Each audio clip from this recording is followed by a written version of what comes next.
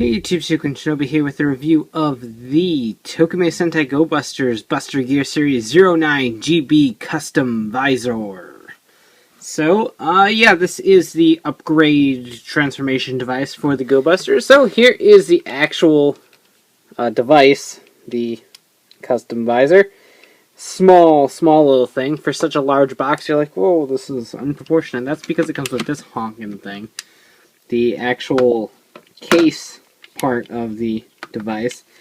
The visor sits right here, the Morphin Brace sits right here, and then this whole thing goes on your arm. One thing I do want to point out before we get started, I'm just going to move this to give me a little bit more room. This strap right here is from the Morphin Brace. It does come with two straps, but the little peg on it right here sits a lot further back. Very similar to this strap. In fact, it's almost in the same space.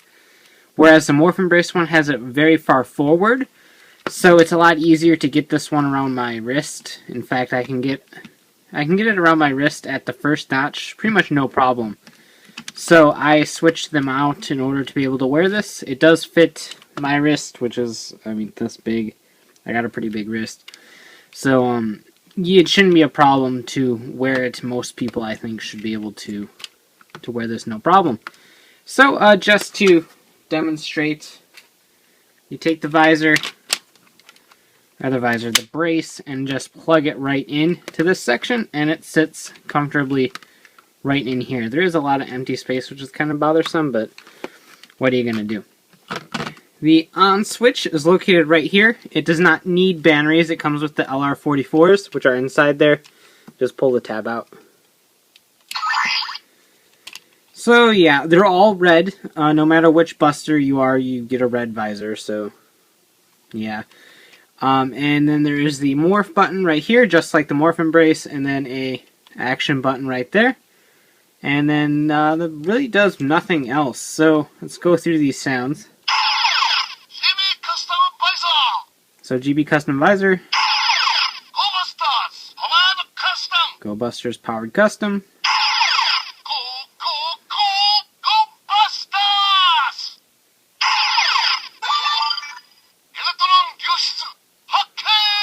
So that's like the Enertron signal caught. That's when the Buddyroids appear.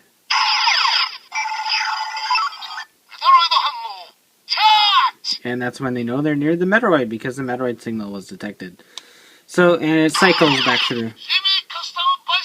So it only goes through those 5 sounds. And when it's not connected, if you press the morph button, you just get a click sound.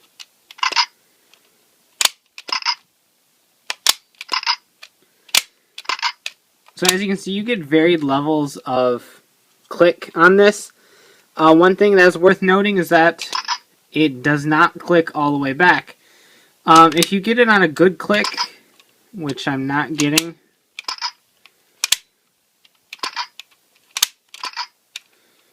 occasionally I can get it to click not all the way back, but enough to where it's like kind of like this, and then you have to actually push it in order to get it to lock all the way back. So that's a little bit of a disappointment, but this one doesn't actually go all the way back either, and I'll show that. So you just plop it right in there, right in those connections.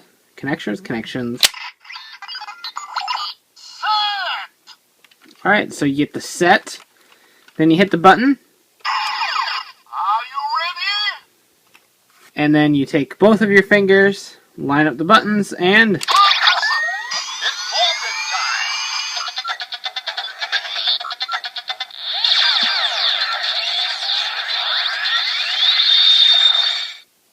okay, so just to go through the steps again, close all that, attach, you get set, click, are you ready? Are you ready? Click on both, you get Powered Custom from here, and it's Morphin Time from here.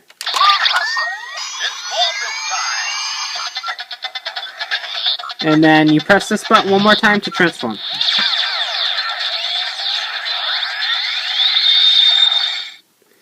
And like I said, as you can tell by lining these up here, neither of these line up correctly.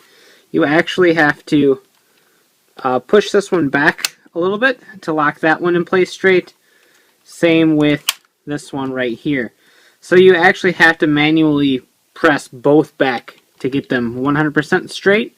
Otherwise they are curved. So the people complaining about this one not clicking all the way back, neither does this one, whether you noticed it or not. Now I do agree that occasionally this one will get stuck like this, and you have to kind of help it to get past the silver part. I kind of wish this was a little bit more rounded off so it would have an easier time bouncing all the way back. But it's not that big of a deal. As long as it hits this point, I'm happy, since when you press the button, you're going to get that anyway. So it's going to be kind of tilted like that.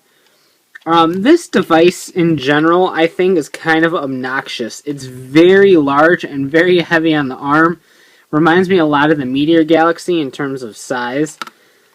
So with that in mind, I don't particularly like this thing all that much. I like the concept behind it, like, oh, it's a custom visor because of the whole glasses visor let's morphin thing. So I don't mind the concept so much. I think the execution is just kind of poor.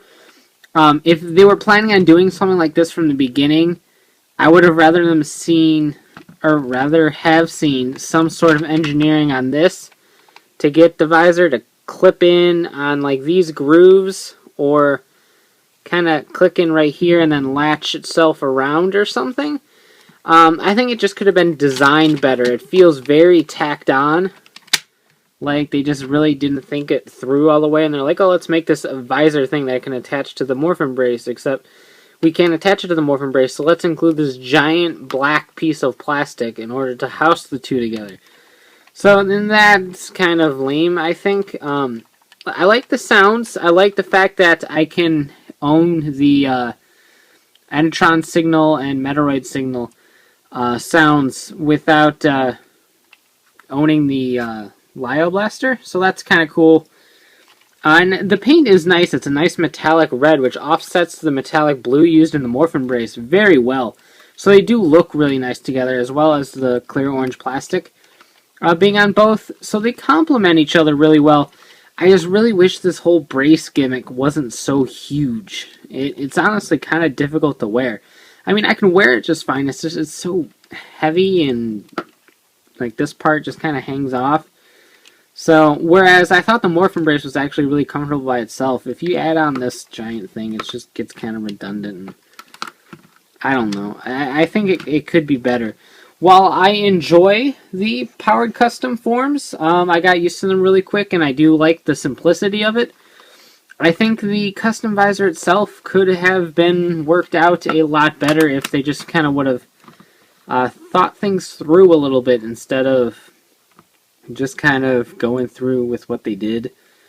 But still a kind of cool toy. You can get it pretty cheap. Most Go Buster stuff doesn't sell. In fact, none of it sells apparently. It's too dark and creepy, or whatever Bandai's saying now.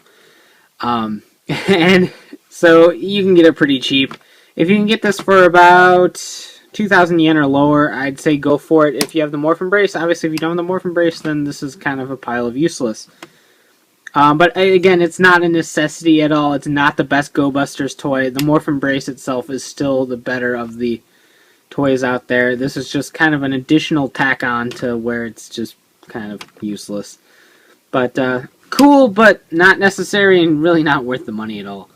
So you can check out shukenshinobi.com for latest updates on my reviews and hauls, and of course check out writersrangersandrambles.com, the podcast bringing the latest token news in the craziest way possible. And of course you can buy the custom visor and more Go Busters merchandise at cstoysjapan.com. So take care and have a great one. Bye.